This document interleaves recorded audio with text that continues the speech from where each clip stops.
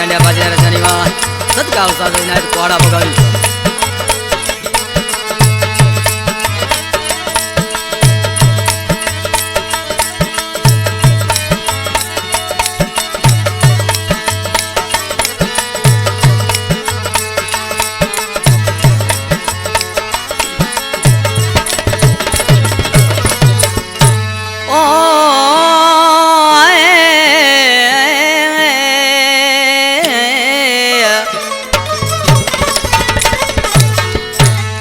करे याद यार रखे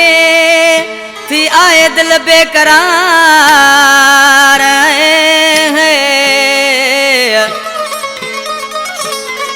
करे याद यार रखे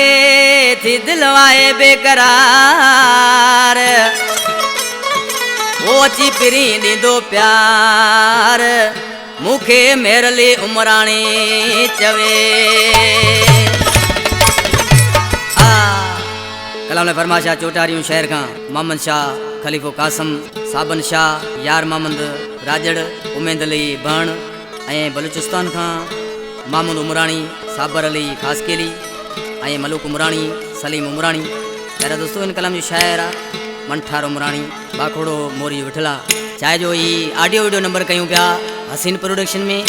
जैसे प्रोड्यूसर आहे लीमो जमाली साहब कंपनी में सामू उठा आधा मेहरली बबर बट रिकॉर्डिंग कयूं पिया इंशाल्लाह सभी दोस्तन के पसंद उसाइना कुआड़ा बगादी आज की माउसी पांजे बाबू जनाले उस्ताद आज की बात जरा छापियो चे वो के जो इंतजार थई दिल छो बेकरार थई ओ छाजे लाए सोना गया न सिंगार थई छाजे लाए सोना वो गया न सिंगार थई के जो इंतजार थई दिल छो बेकरार थई छाजे लाए सोना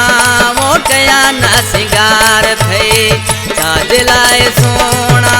वो गया न सिंगार थई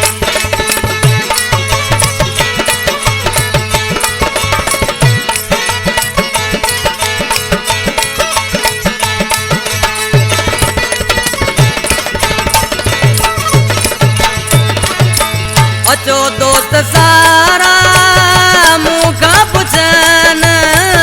एड़ा हाल छो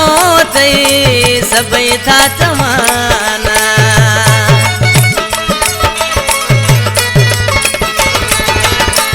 अचो दोस्त सारा मुखा पुछन एड़ा हाल छो थई सभई था चवन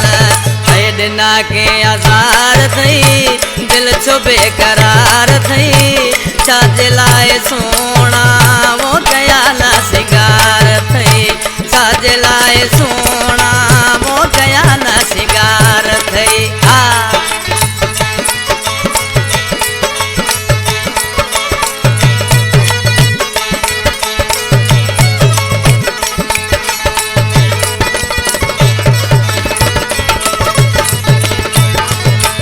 दिला सोडना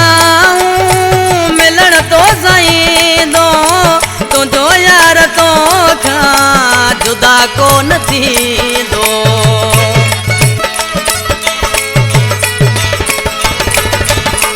दिला सोडना मिलन तो साईं दो तुझो यार तो खा जुदा को नथी दो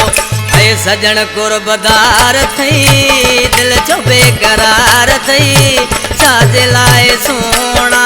वो कया ना सिंगार थई छाजे लाए सोना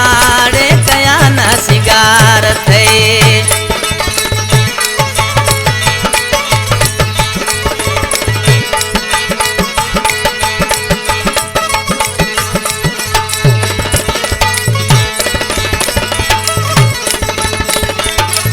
मलठार उमरानी गडो घुम दो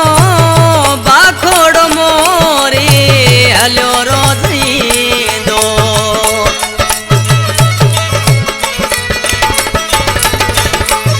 मलठार उमरानी गडो घुम दो बाखोड़ मोरी हलो रोज़ी दो रुगो तुझी पचार दई दिल छो बेकरार थई छाजे लाए सोना वो गया ना सिंगार थई छाजे लाए सोना रे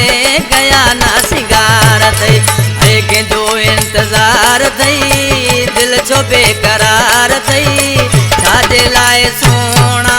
वो गया ना सिंगार थई छाजे लाए